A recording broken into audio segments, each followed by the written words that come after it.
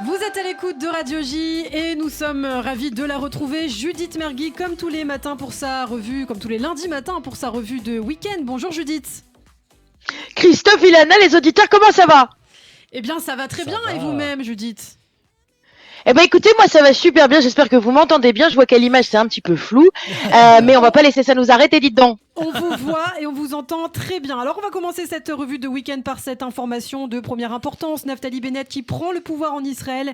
Benjamin Netanyahou, Premier ministre sortant, doit laisser la main. Vous avez un avis sur ce résultat, Judith? Oh écoutez ma petite Ilana, j'ai avis moi après la 74e élection.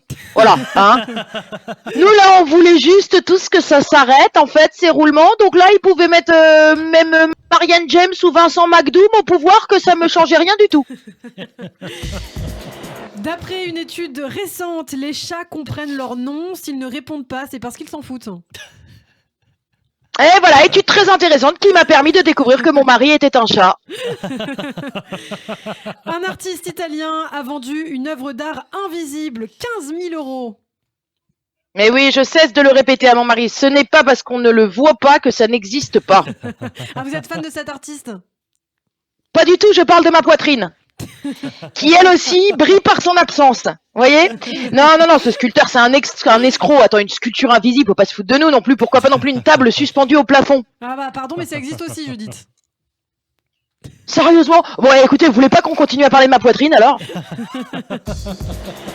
En Allemagne, il n'y a plus besoin d'autorisation pour voyager et pour transporter des passagers. Oula, est-ce que c'est vraiment une bonne idée cette histoire-là? Parce que, on sait ce que ça a donné la dernière fois qu'ils ont voulu s'occuper du transport en masse.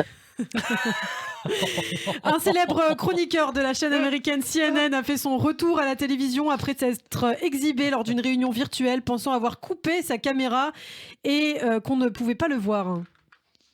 Oui, on s'en souvient de cet épisode, sauf que là, il est revenu, mais il leur a refait le coup. En fait, il a quand même osé donner la même excuse, alors que là, il était en présentiel. En fait, le mec est juste exhibo, quoi. Une candidate LR aux élections départementales dans le Val-de-Marne affirme avoir été giflée, s'être fait tordre le bras par un militant, un LO. Et oui, du coup, bah ouais, ils ont appelé, ils étaient pas contents. Les mecs, ils ont appelé les mecs du FN, de SFR, de RD2D, NTM, M&M's. Et puis, bah voilà, c'est ça qui les énerve à force, c'est de parler en acronyme. En fait, c'est qu'ils savent plus avec qui ils bossent, les mecs. Coronavirus maintenant. Alors regarde, attends, tu vois bien que tu vois niveau technique, dis donc là. Alors j'aime bien parce que je crois que j'ai compris en fait. Au niveau technique, il me met ma petite virgule sonore que quand il trouve ma blague marrante, notre technicien. Donc si c'est pas drôle, selon lui, il la met pas. Je peux pas remarquer. Mais bon, vous voyez ce professionnalisme. Je continue comme si de rien n'était. Alors coronavirus maintenant, Judith. Oui, bah oui, ce serait dommage de pas en parler. Au Royaume-Uni, le variant Delta finalement 60% plus contagieux. Oui, en fait, la seule chose qui change, c'est que maintenant, on essaye de leur donner des noms un peu cool aux variants, c'est tout. Le prochain, d'ailleurs, est censé s'appeler le variant Mojito. Le bus du club de football d'Amiens est provisoirement transformé en vaccinodrome mobile. Ouais, quitte à transporter des gens mous et qui se plaignent, autant qu'ils soient vaccinés, t'as raison, va. Et sinon, Christophe, il pourrait improviser une virgule. Christophe, faites un bruitage. Ouais. Non, ce n'est pas ça du tout. Oula, ne faites pas de bruitage. Non, hein. En tout cas, virgule est parti, donc ça va. Continue. Tout est dans l'ordre. On continue. En Occitanie, une association invite les candidats au régional à débattre dans un club de pétanque. Et du coup, au Cap d'Agde, une association fait de même, et la région invite cette fois les candidats à débattre dans un club échangiste. Tu me diras, dans les deux cas, les candidats avaient les boules.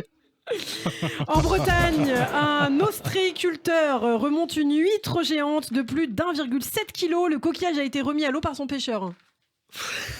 Et alors attends, si ça c'est vrai cette histoire, c'est sûr que le pêcheur, c'est le pêcheur qui fournit le consistoire au l'école de Maïmonide.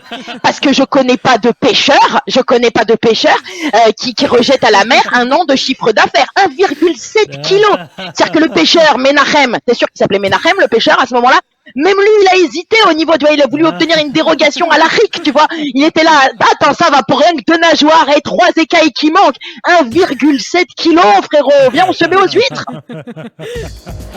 Dans le Puy-de-Dôme, des plants de cannabis ont été commercialisés en grande surface par erreur. Oui, bien sûr. Et Ilana, par erreur, comme vous ce week-end quand vous avez fumé la moquette. Voilà. Et alors, non, mais en fait, c'est des petits génies dans le Puy-de-Dôme, comme quoi. C'est vrai, nos régions ont du talent.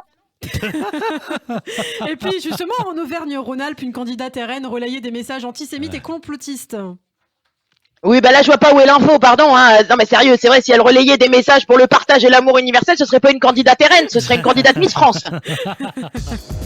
Et puis enfin, pour terminer, un mot de sport. Hier, finale de Roland-Garros entre le Serbe Djokovic et le Grec Tsitsipas. Vous étiez pour qui, Judith ? Ah bah là, c'est un petit peu comme pour les élections en Israël, vous voyez, pour Bibi. Bah là, après 75 ans de règne de Raphaël Nadal sur Roland Garros, c'était comme Bibi voulait pas lâcher le terrain. Et bah du coup, là, ça changeait un peu. Donc là, pareil, il donnait même la coupe de Roland Garros à Cyril Hanouna, que ça m'allait très bien. Merci beaucoup, Judith Mergui. Les infos à ne pas manquer donc ce week-end. On a fait un point donc très complet avec Judith Mergui sur toutes les infos du jour. Merci Judith, on vous retrouve demain matin sur cette antenne. À demain.